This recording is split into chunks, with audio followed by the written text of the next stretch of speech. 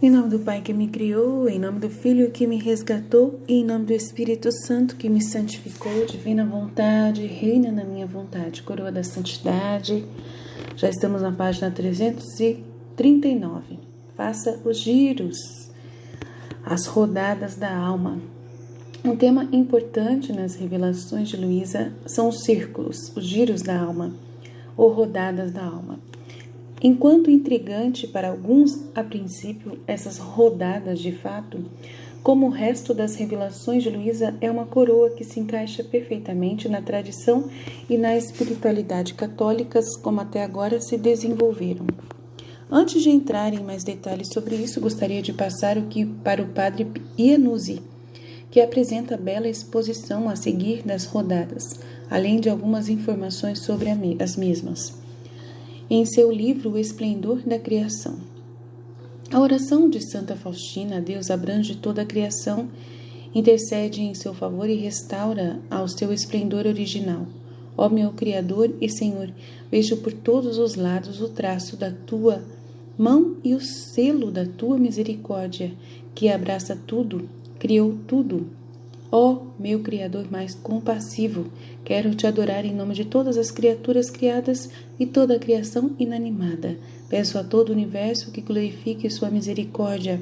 Ó, quão grande é a tua bondade, ó Deus! O capítulo inicial descreveu como a criação é transformada e libertada de sua escravidão para a corrupção. Agora o vemos se desenrolando especificamente através da atividade de Deus na vontade da criatura humana, que orando e agindo nela, reúne e restaura os direitos da criação. Como o homem faz suas rondas na criação, misticamente penetrando, transformando e sublimando todas as criaturas em Deus, desperta nele um profundo respeito e reverência pelo mundo ao seu redor. Ele adquire um novo conjunto de olhos, por assim dizer, com o qual vê todas as coisas criadas como uma extensão sagrada do ser e da beleza divina de Deus. Como o homem, em seu desejo de melhorar a terra, retirou-a sem reabastecê-la e conseguiu desfigurá-la ao ponto da extinção, Deus desperta dentro dele o primeiro impulso de amor pela terra, da qual ele veio. O homem foi criado para Deus através de sua relação com a terra, com suas criaturas e o cosmos. Assim, quanto mais ele aprende a respeitar o mundo ao seu redor, mais seus recursos e potências estão disponíveis para ele em seu serviço a Deus e a todas as criaturas. Uma vez que o homem apreende essa verdade fundamental, Deus abre seus olhos para uma realidade que estava diante dele nos dias de Adão, onde ele vê a obra do Criador em todas as criaturas, onde ele cultiva e pastoreia a terra como Deus pretendia, e onde ele retribui a terra por aquilo que ele recebeu. De fato, é ao ganhar respeito pela terra que o homem ganha respeito por toda a vida do seu redor. Para Deus, formou a natureza de tal maneira que cuida muito bem do homem. Ela o fornece tanto físico quanto espiritualmente, e por seu exemplo, o treina para cuidar de todas as criaturas. E assim, à medida que a alma progride em seu amor a Deus, através do mundo ao seu redor, sua visão de Deus se estende não apenas a todas as coisas criadas, mas também a todos os eventos e todas as circunstâncias da vida. São Paulo afirma que todas as coisas funcionam para aqueles que amam a Deus, que são chamados segundo o seu propósito. A serva de Deus Luísa Picarreta, bem-aventurada Dina e São Padre Pio acrescentam até o pecado. Aqui Deus revela à alma sua onipotência para preceder, acompanhar e acompanhar todos os seus atos, passado, presente e futuro. Ele precede seus bons atos, realizando-os antes que a alma ainda seja concebida, a fim de que a alma repita suas ações com ele no tempo e no espaço, através do uso do seu livre arbítrio. Acompanha suas ações para que possam encaixar-se perfeitamente na intenção e na vontade objetiva a vontade divina, e ele segue todo o ato aplicando seus efeitos benéficos a todas as outras criaturas. Em resumo, Jesus deseja encontrar em nossa própria alma, vivendo em sua vontade, tudo o que ele fez na criação, na redenção e na santificação. Como poderia ser de outra maneira? O ponto principal de viver na vontade divina é que Por meio desse dom, nos tornamos pela graça o que Deus tem por natureza. Mas tudo está em Deus, portanto, tudo deve estar em nós. Jesus diz a Luísa: agora, minha filha, aquela que faz a minha vontade e vive nela, quando faz seus atos, atrai para si todos os atos do meu Fiat, o que ele fez e continua a fazer.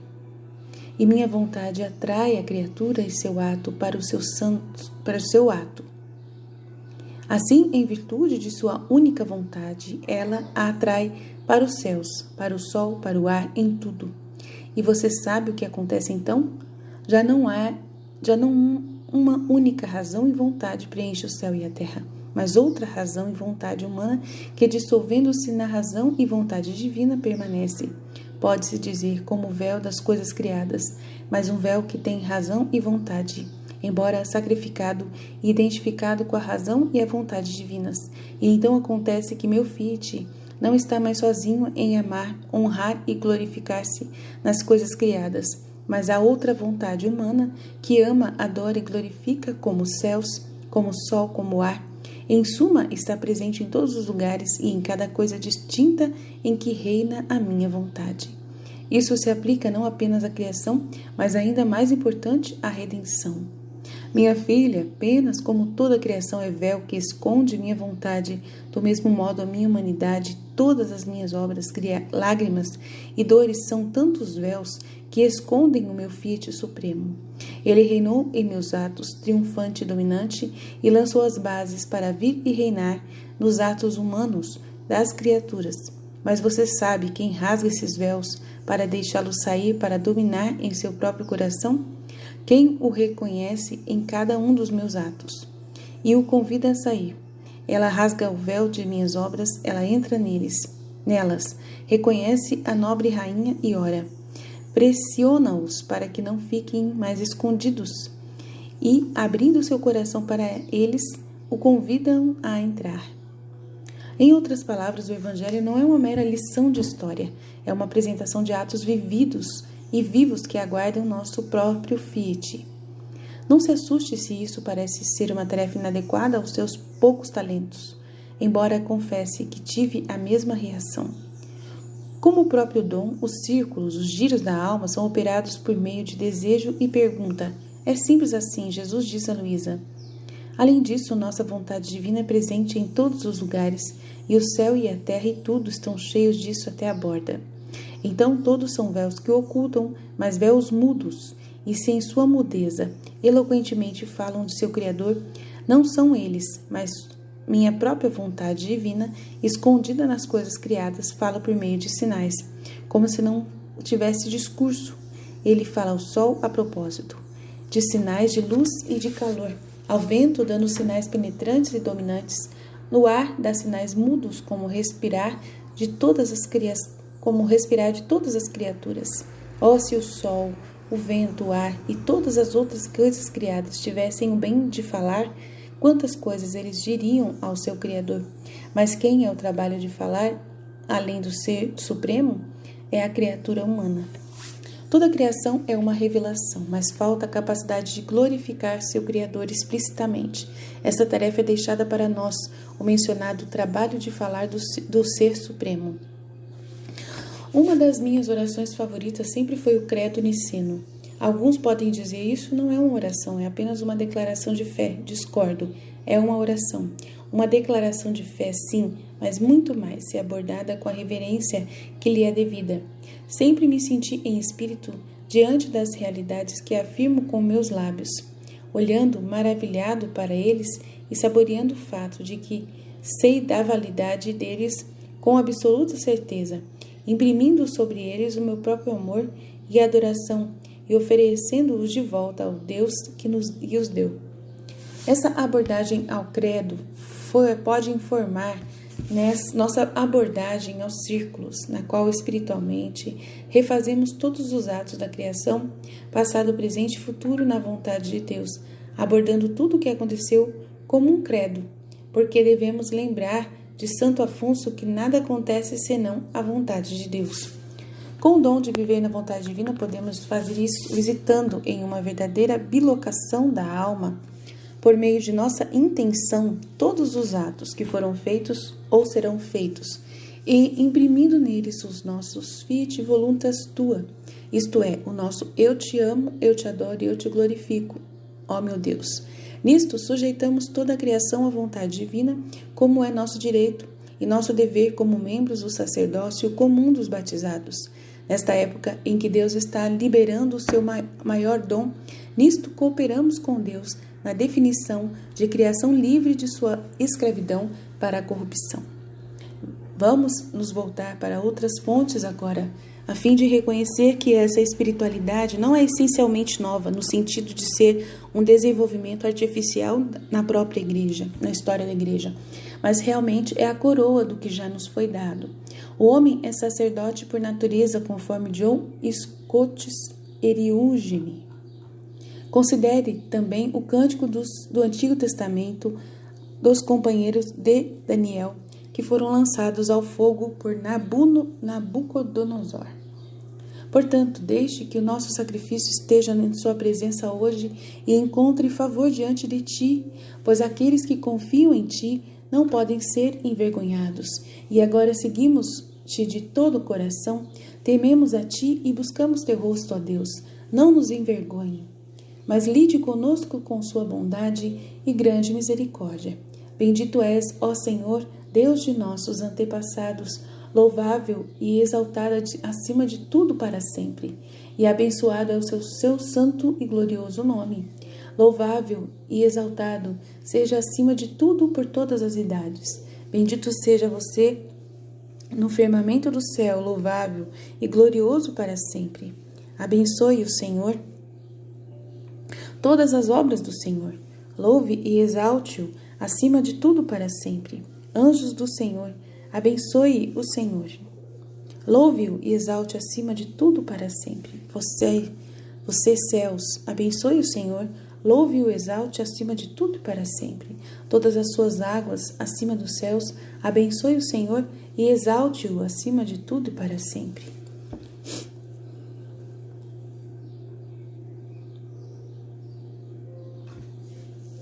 Esta ainda está na oração pública oficial da Igreja do Ofício Divino, cuja recitação é exigida a todos os clérigos e religiosos. Este canto particular é proclamado todo domingo e, portanto, ainda é uma oração extremamente importante, pois Deus deseja que nada seja deixado de fora. Considere a maravilha da criação física. É claro que nada se compara à maravilha da alma humana, mas é, no entanto, um reflexo de Deus, de fato. Cada coisa criada reflete algum aspecto ou atributo de Deus, e é nosso dever reconhecê-lo e amá-lo. Dentro e através dessa reflexão, agora, a reação de alguns a este cântico é assim: tudo bem, eu já entendi, a criação é gloriosa e devemos abençoar o Senhor através dela. Por que tanta repetitividade? Por que tanto tempo disso, de circular na criação e abençoar o Senhor com ela? Chegamos ao ponto depois de alguns versículos.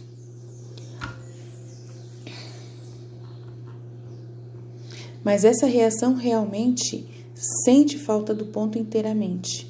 O propósito de Deus em inspirar esses versículos e em guiar a Igreja Universal a orá-la constantemente não é reconhecer intelectualmente o fato. Trata-se com a vontade de alguém de todas as coisas criadas de operar essa realidade. Em outras palavras, esse é um trabalho real a ser feito, embora um trabalho de pura alegria, não meros dados a serem memorizados.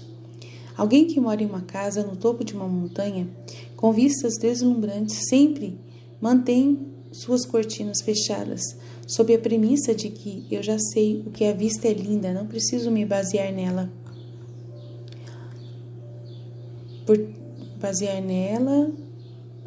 Por tanto tempo? Certamente não. Quase se poderia dizer que esse morador tem o dever de abençoar Deus constantemente, pela beleza que ele tem a sorte de poder desfrutar visivelmente todos os dias. Quais restrições mundanas impedem a maioria de nós de fazer? São sempre acessíveis ao Espírito, pela graça de Deus, vivendo em sua vontade e fazendo as rondas, os giros, pois em sua vontade vivemos os giros da alma. Mais uma nobre e com uma visão maior. Uma visão do passado, presente e futuro de todas as coisas da criação, redenção e santificação. Portanto, temos um dever muito maior do que um milionário abençoado com uma vila no topo da montanha. Vemos o Papa Francisco continuando nesse mesmo segmento no ensino magisterial de sua encíclica Laudato Si. O universo se desenrola em Deus que o preenche completamente. Portanto, existe um significado místico encontrado em uma folha, em uma trilha de montanha, em uma gota de orvalho, no rosto de uma pessoa pobre. Não porque as coisas finitas deste mundo são realmente divinas, mas porque o místico experimenta a conexão íntima entre Deus e todos os seres. Permanecendo impressionado diante de uma montanha, ele ou ela não pode separar essa experiência de Deus e percebe que o interior teme ser vivido, tem como ser contínuo no Senhor. Por meio de nossa adoração a Deus, somos convidados a abraçar o mundo em um plano diferente. Todas as criaturas do universo material encontram seu verdadeiro significado no Verbo encarnado, pois o Filho de Deus incorporou em sua pessoa parte do mundo material, plantando nele uma semente de transformação definitiva. É na Eucaristia que tudo que foi criado encontra a sua maior exaltação. A graça que tende a se manifestar de maneira tangível encontrou expressão insuperável quando o próprio Deus se tornou homem e se deu como alimento para as suas criaturas. Na Eucaristia, a plenitude já é alcançada, é o centro vivo do universo. A Eucaristia se une ao céu e à terra, abraça e penetra toda a criação. O mundo que saiu das mãos de Deus retorna a Ele em adoração, abençoada e indivisa. No pão da Eucaristia, a criação é projetada para a divinização, para a festa do casamento sagrado, para a unificação com o próprio Criador. O mundo foi criado pelas três pessoas divinas, agindo como um único princípio divino, mas cada um deles executou esse trabalho comum de acordo com sua propriedade pessoal. Consequentemente, quando contemplamos com admiração o universo em toda a sua grandeza e beleza, devemos louvar toda a Trindade. A Trindade deixou sua marca em toda a criação. São Boaventura chegou ao ponto de dizer que os seres humanos, antes do pecado, eram capazes de ver como cada criatura testemunha que Deus é três. O reflexo da Trindade estava lá para ser reconhecido na natureza. Quando aquele livro estava aberto ao homem e nossos olhos ainda não estavam escurecidos, o santo franciscano nos ensina que cada criatura possui em si uma estrutura especificamente trinitária tão real que poderia ser prontamente contemplado se apenas o olhar humano não fosse tão parcial, sombrio e frágil. Dessa forma, ele nos aponta o desafio de tentar ler a realidade em uma chave trinitária.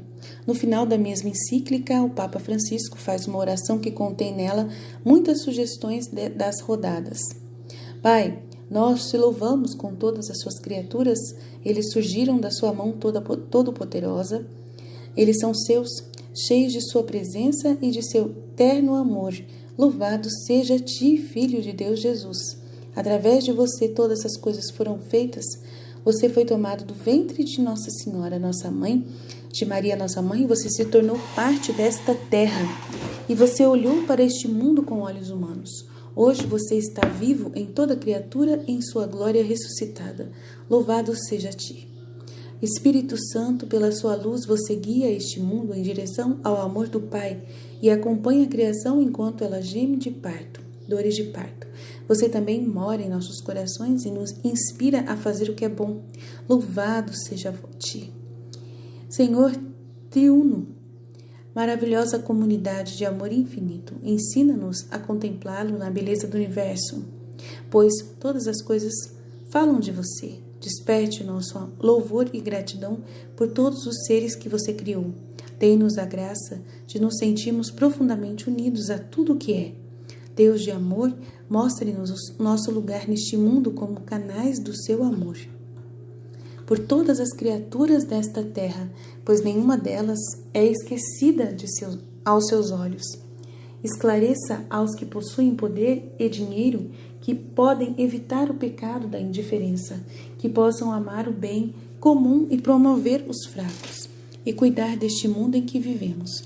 Os pobres e a terra estão clamando: ó Senhor, aprenda-nos com seu poder e luz, ajude-nos a proteger toda a vida, para se preparar para um futuro melhor, para a vinda do seu reino de justiça, paz, amor e beleza. Louvado seja a ti. Amém. O próprio Papa Francisco está essencialmente aqui nos mostrando como fazer as rondas, os giros da alma, e está nos dizendo claramente que o reino de Deus virá sobre a terra. E é verdade, gente. O Papa Francisco com certeza leu o livro da Luísa, eu acho. Ou então tem alguma ação do Espírito Santo, com certeza que está regendo ele, né? Santa Faustina também estava profundamente ciente da importância dessa tarefa de glorificar a Deus em nome de toda a criação, embora ela, obviamente, não a visse através das lentes das revelações de Luísa. No entanto, o mesmo Deus inspirou os escritos místicos e, como ele deseja que respondamos, é assim claro. Considere esta forma dos giros na criação que Santa Faustina compôs. Ó meu Criador e Senhor, vejo por todos os lados o traço da tua mão e o selo da tua misericórdia, que abrange todas as coisas criadas. Ó meu Criador, mais compassivo, quero te adorar em nome de todas as criaturas e toda a criação inanimada. Peço a todo o universo que glorifique a vossa misericórdia. Ó, quão grande é a tua bondade, ó Deus! Seja adorado, ó nosso Criador e Senhor, o universo, glorifique humildemente o seu Deus, agradeça ao seu Criador o melhor de seus poderes e louve a misericórdia incompreensível de Deus. Vinde, ó terra, em toda a tua vegetação, venha você também, ó mar insondável, que a sua gratidão se torne uma canção de amor e cante a grandeza da misericórdia de Deus. Venha, o sol lindo e radiante, venha amanhecer brilhante que o antecede. Junte-se a um hino e deixe suas vozes claras cantar em uníssono a grande misericórdia de Deus. Venha, colinas e vales, suspirando bosques e matagais. Venha, lindas flores da maré da manhã, deixe o seu perfume único. Adore e glorifique a misericórdia de Deus. Vinde todas as coisas adoráveis da terra, sobre as quais o homem não deixa de se admirar. Venha, adore a Deus em sua harmonia, glorificando a misericórdia inconcebível de Deus. Vinde, beleza indelével de toda a terra, e com grande humildade adora o teu Criador, pois todas as coisas estão trancadas em sua misericórdia. Com uma voz poderosa, todas as coisas clamam. Quão grande é a misericórdia de Deus, mas acima de todas essas belezas, um louvor mais agradável a Deus. É a alma inocente, cheia de confiança infantil, que pela graça mais intimamente ligada a Ele. Estes são os giros revelados claramente nas revelações totalmente aprovadas para Santa Faustina. Nós havemos orando em nome de todas as coisas criadas, mesmo assim ordenando-lhes que glorificassem e adorassem o seu Criador. Um relato edificante da criação, a abordagem correta. E como perdemos essa abordagem hoje foi escrito por Dr. Anthony Liles em seu livro Jardim Secreto, montanha escondida que se encaixa bem com as rondas e nos quais lemos: o primeiro tipo de mensageiro que o Senhor envia são todos os diferentes tipos de criaturas e obras que compõem a beleza da realidade visível. Nosso olhar contemporâneo é muito tedioso e banal. Não vemos a multiplicidade da criação significando o excesso do amor de Deus por nós. O único significado das coisas materiais que geralmente entretemos é esgotado por nossa capacidade de manipulá-las ou consumi-las. A grande multidão de mensageiros que irrompe no momento presente permanece impenetrável. Aos olhos cegos por tais oportunismo, por nossa própria falta de admiração, a carta de amor divina que a criação visível tenta compartilhar conosco de maneira espetacularmente tangíveis, geralmente não é lida. Ignorância sobre o sagrado propósito da criação, no entanto, não impedir completamente a beleza da natureza de transmitir a mensagem que lhe foi contada. Às vezes, até as almas mais distantes de Deus ficam encantadas. As brasas brilhantes de um pôr de sol, as ondas batendo contra a costa, o suave sussurro do vento que atravessa as planícies, a luz mágica das estrelas de que, em vez de quando brilha mesmo nas cidades mais poluídas, quando começamos a orar, o Senhor nos ajuda a tornar-nos mais sensíveis a essa beleza. A realidade é que, pela beleza do menor inseto, as fracas luzes brilhantes das estrelas mais distantes, da galáxia mais distante, todo o cosmo visível constitui a declaração de amor de Deus por toda a humanidade e seu afeto particular por cada pessoa individualmente. Essa forma radiante de criação como um todo confirma a observação de Fyodor Dostoiévski de que a beleza salvará o mundo. Como atentamente vigiamos essa mensagem, Santo Agostinho sugere um método para ouvir o que a criação visível tem a nos dizer. Interroga estas coisas com o nosso coração quando as contemplamos e elas nos dizem algo. Em outras palavras, nosso senso natural de admiração pelo que é visível e manifesto diante de nós nos coloca diante de algo que Deus deseja comunicar. Ele sugere que quando contemplamos as coisas que Deus fez, a beleza delas fala conosco. Falei com todas as coisas que são sobre mim, tudo que pode ser admitido pela porta dos sentidos, e eu disse: como você não é meu Deus, conte-me sobre ele. Diga-me algo do meu Deus. Claros e barulhentos eles respondem: Deus é quem nos criou. Fiz essas perguntas simplesmente olhando para essas coisas, e a beleza delas foi a resposta que deram. As criaturas visíveis de Deus se comunicam conosco realidades espirituais o tempo todo, porque a criação visível é um presente para a humanidade e esse presente é projetado para apontar para o doador. A mensagem da criação visível, quando estamos abertos, produz um desejo de Deus em nós, um sentido religioso natural das coisas. A bem-aventurada, agora Santa Isabel da Trindade, compartilhou essa convicção. Para ela, toda a criação é uma espécie de sacramento, algo que nos dá Deus. Considere o próprio batimento cardíaco, puxe todo o sangue do corpo para si próprio e depois envie-o aos pontos distantes do corpo. Nesse sentido, cada batimento cardíaco é um presente incrível para louvar a Deus. Em muitos níveis diferentes, através dos batimentos cardíacos, começamos a ver que Deus é o autor da vida, toda a vida.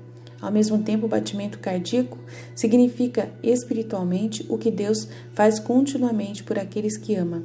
Por um movimento do seu coração, ele nos aproxima deles no tipo mais profundo de amizade e comunhão. Por outro momento, ele nos envia ao mundo para que todos os nossos amigos, sim, até nossos inimigos, não pereçam, mas tenham vida eterna. Uma mente que busca Deus em silêncio, orante, muitas vezes se vê presa à maravilha das coisas que ele fez. Tudo mesmo em uma batida do coração é como um sacramento que comunica o amor de Deus. Às vezes a mente, inundada de espanto, descobre-se submersa em adoração e, atônita pelo esplendor do Senhor, curva-se em humilde silêncio. Aqui podemos ver que fica ainda mais claro que, assim como Deus revelou claramente as dicas do próprio Deus aos ministros do século XX em toda a igreja, o mesmo aconteceu com os arredores. Então, a gente vai parar por aqui e continuamos a parte 2 dos giros amanhã, ou logo possível. Amém? Jesus, eu confio em vós, fiat, fiat, fiat.